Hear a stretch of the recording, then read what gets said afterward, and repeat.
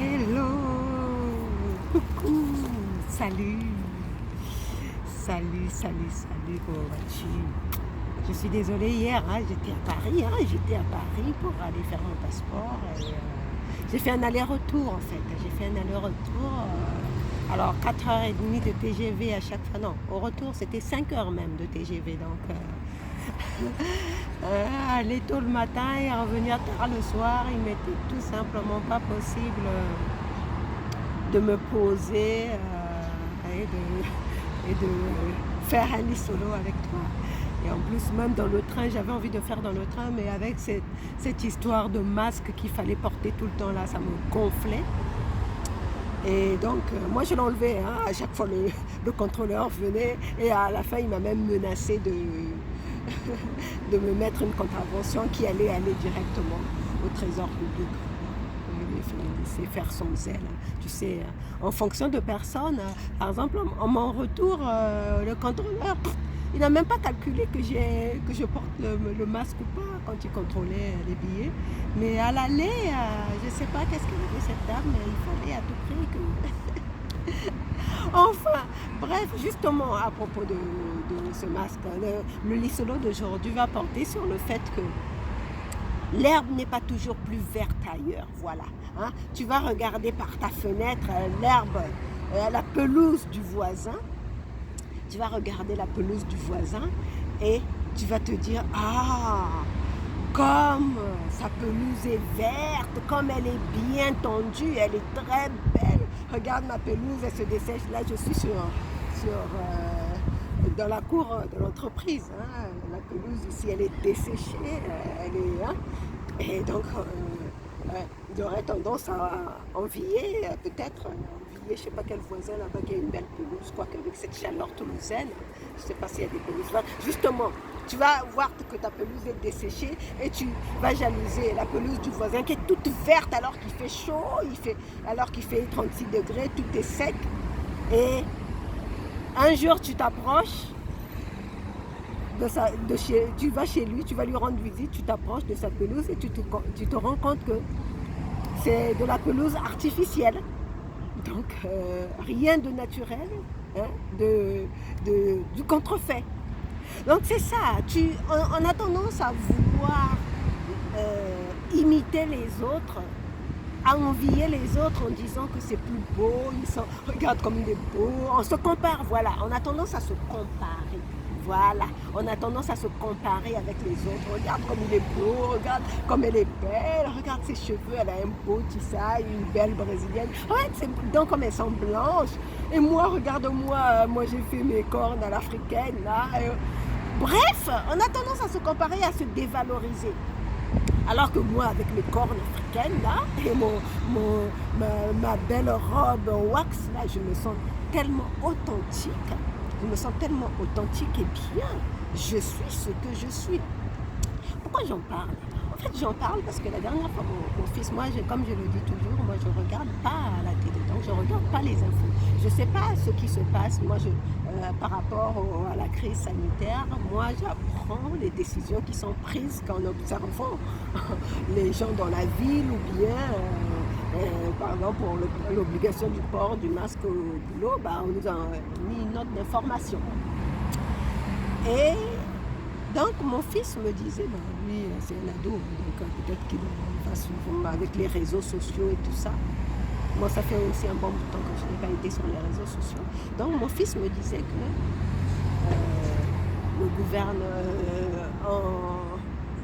le gouvernement parlait de la Chine, montrait comment la Chine s'en est sortie, parce que les gens sont rigoureux, ils respectent le port du masque, et la ville où il y a eu, où s'est déclarée la pandémie, les gens commencent à repartir à la piscine, à se baigner, ils sont bien. Et en gros, conclusion, c'est ce qu'il me dit. Hein. Moi, je ne sais pas si c'est exactement ce qui s'est dit dans les infos, c'est ce que véhiculent les médias, je ne sais pas. Mais conclusion, en fait, si, soi-disant, en France, la crise épidémique commence à repartir, soi-disant, j'en sais rien, soi-disant, ce serait de notre faute, à nous la population. Ce serait de notre faute. Donc, on appuie sur nos émotions, sur cette culpabilité-là. En fait, on veut faire culpabiliser la population, soi-disant qu'elle ne respecte pas les consignes, en comparaison avec la Chine. Et moi, j'ai dit à mon fils, tu sais, les Chinois, ça fait des années qu'ils portent le masque.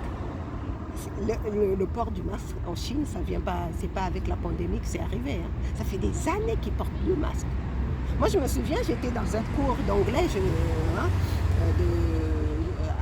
l'année dernière, en 2018, pardon. J'avais intégré un groupe de langue, de conversation linguistique. Et il y avait quelqu'un là-bas qui avait vécu à Hong Kong. Il me disait là-bas que c'est tellement pollué, mais c'est tellement pollué. L'air est tellement pollué, tellement irrespirable que les gens sont obligés de mettre le masque pour se protéger de cette pollution. Donc, je vois que de comparer avec la Chine, ça, c'est une...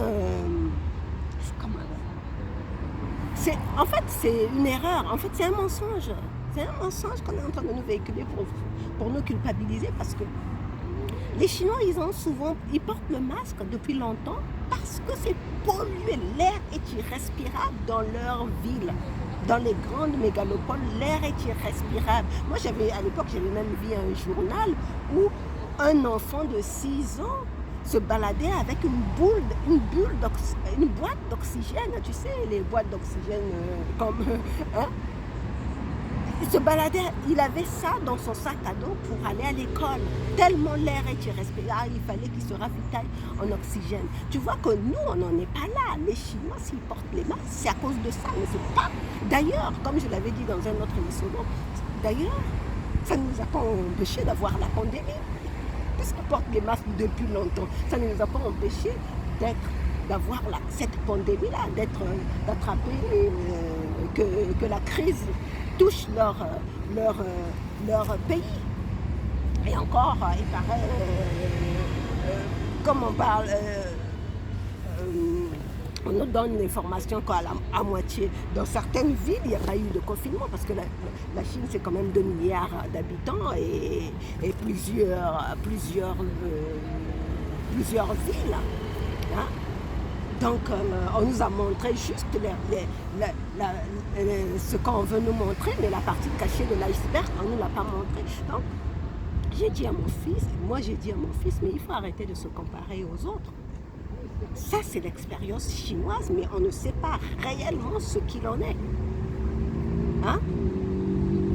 Et ça m'a fait penser à une autre situation. Justement, l'année dernière, toujours les pays d'Asie. L'année dernière, je discutais avec une amie, une collègue, et elle comparait l'éducation japonaise, l'éducation scolaire à la japonaise avec les Français. Elle disait, comme les Japonais, tu sais, leurs enfants, dès le bas âge, ils ont déjà beaucoup de connaissances, on les instruit, ils sont pas... nous, on se plaint qu'on surmène, nous, le peu de modifications, de réformes qu'on veut faire sur l'éducation des enfants, scolaires, je parle de scolaire, on s'en plaint déjà, on n'arrête pas de se plaindre, alors que eux là-bas, leurs enfants, déjà à 5 ans, ils savent bien lire, compter, tout ça. Bref, elle faisait l'éloge du système éducatif japonais et puis, bref, tout ce qui va avec, comme quoi c'était beaucoup mieux que le système éducatif français. Moi, je lui ai juste répondu, mais tu sais que le Japon, le taux de suicide chez les ados est plus élevé qu'en France. Beaucoup plus. C'est là-bas qu'on trouve le taux le plus élevé de suicide des ados. Donc, c'est pas tout de dire que c'est mieux chez les autres, mais il faut regarder aussi l'envers de la médaille. Hein? Donc, voir que l'herbe est plus verte chez l'autre, c'est vraiment ne pas avoir toutes les données. Et ça m'amène à nous appeler à ne pas nous comparer. Ce livre ne va pas être long, hein, parce que j'attends un coup de fil tout à l'heure. Et puis, ensuite, après, je vais aller travailler, donc ça ne va pas être long. Mais c'était beaucoup plus pour rappeler que Nous n'avons pas besoin de nous comparer aux autres, surtout dans la relation de couple. Hein. Ça, c'est le gros piège. C'est le fait, justement, moi, je suis tombée dans le piège de deux fiançailles, de deux situations de fiançailles que j'ai dû rompre parce que ça ne me convenait pas. Parce que je me comparais aux autres, je me comparais à mes cousines, je me comparais à mes soeurs, je me comparais à mes amis qui à cet âge étaient déjà mariés. Et donc moi, quand j'ai rencontré quelqu'un qui voulait se fiancer avec moi, hein, sans vraiment bien évaluer les données, toutes les données, j'ai accepté de me fiancer avec lui comme ça parce que je voulais être comme les autres. Et résultat de compte, ce fiancé, il est parti avec toutes mes économies. Tu vois que de vouloir toujours se comparer aux autres et faire comme les autres, ça peut être un gros piège. Ça peut nous mettre beaucoup plus en difficulté qu'on ne le croit. Donc, à nous d'être authentiques, à nous de nous... D'ailleurs, le sacré président qui a dit qu'on était en guerre, c'est lui qui parle de se réinventer. Pourquoi copier? Pourquoi on cherche à vouloir imiter les autres alors que nous, on doit s'inventer? On doit s'inventer, se réinventer avec notre système, avec notre façon de vivre. Et même, donc, comme j'aime toujours parler du couple, dans le couple, tu ne veux absolument pas te comparer avec quelqu'un d'autre parce que tu ne connais pas ce que vit cette personne au quotidien. Tu ne sais pas ce qu'il en est. Moi, quand je suis allée à Bordeaux, j'ai vu, je suis allée voir ma copine à Bordeaux, elle a une grande maison, hein, comme j'avais fait un lit solo dans sa cour, elle a une grande maison, elle est mariée, elle est avec ses 2 enfants.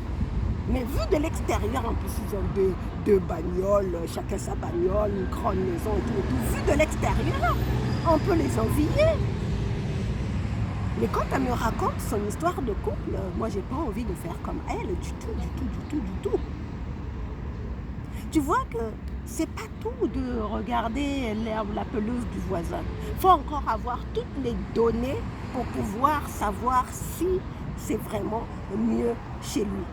Et même si c'est mieux chez lui, c'est à toi de travailler, de t'inventer ta façon de vivre, de faire pour te sentir beaucoup mieux. Tu peux t'en inspirer, mais tu ne veux pas imiter. Hein? Comme disait l'autre, hein, n'imitez pas, innovez. Donc l'herbe, arrêtons de croire que l'herbe est plus verte chez le voisin. C'est faux. Que ce soit en matière de couple, que ce soit en matière de nation, de société. Non, chaque société a ses travers. Chaque société a ses avantages et a ses travers. Hier, je parlais de l'Occident, mais il y a beaucoup. L'Occident a ses travers aussi. Et l'Afrique a ses avantages. Donc, on n'a pas besoin de se comparer avec les autres. On a juste besoin d'innover. Voilà, c'est ça. Hein? Pour reprendre le slogan de l'autre. D'innover, nous voulons innover pour nous sentir bien, pour nous sentir épanouis, pour nous sentir libres. C'est surtout ça, c'est dans cette liberté-là. C'est dans cette liberté d'être le peuple qu'on veut être, d'être la personne qu'on veut être, d'être la personne qu'on... On entend beaucoup de sirènes ici, hein. J'ai l'impression que beaucoup de gens tombent dans les pommes avec cette histoire de masque là, tellement il fait chaud. Bref, et donc je disais que on veut, nous, surtout en matière de couple, parce que je parle beaucoup plus de relations de couple, surtout en matière de couple, on veut vraiment se réinventer, on veut innover, on veut chaque personne qui crée sa relation, chaque personne qui entre en relation veut regarder en fonction de ce qui sort, de ce que son âme, voilà. Écoute ton âme, là où est ton cœur, écoute ton cœur, là où est ton cœur, c'est là que se trouve ton trésor. C'est ça qui est, c'est ce que dit l'adage. Là où sera ton cœur, c'est là où se trouve, là où est ton cœur, c'est là où se trouve ton trésor. Et je vais renchérir en disant, l'univers dévoile ses secrets à ceux qui écoutent leur cœur. Dès le moment où tu écoutes ton cœur, tu peux être sûr que l'univers te conduit sur la bonne voie, la voie de ton épanouissement, la voie de ta prospérité, la voie de ton abondance, dans tous les domaines. Moi, je le dis parce que je le vis. Hein. Et en plus, il y a une loi de l'univers, c'est que l'univers est progressif. Les gens veulent des miracles, que ça change du jour au lendemain.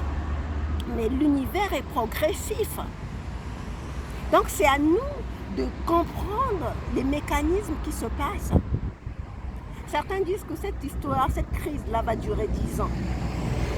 Mais ça rentre dans la loi de l'univers, mais même si ça dure 10 ans, c'est à nous d'être dignes pour passer cette traversée que certains annoncent qui va durer 10 ans. Mais si dès le départ, on commence déjà à se culpabiliser, en partant avec une culpabilité, on est mal barré, on ne va pas arriver à la terre promise. Hein? Parce que c'est la terre promise, on est en train de se diriger vers la terre promise, que ce soit en matière de couple, que ce soit en matière de travail, d'activité professionnelle, tout. Mais c'est à nous de partir avec les bons outils, avec cette liberté, en écoutant notre âme. Donc voilà, je te remercie de ta fidélité, je te remercie. Demain, je crois que j'essaierai de trouver le temps d'être dans le parc tranquillement. Hein, et là, je dois raccourcir parce qu'il y a mon ami qui doit m'appeler tout à l'heure, donc je n'ai pas envie d'interrompre pendant que je fais des solos. Donc demain, tranquillement, peut-être que je serai encore ici, mais on va discuter, on va partager notre lit solo. Allez, bisous, bisous, prends soin de toi et élève tes vibrations, ne tombe pas dans le piège de la culpabilité, élève tes vibrations parce que c'est ça qui va te conduire vers la terre promise.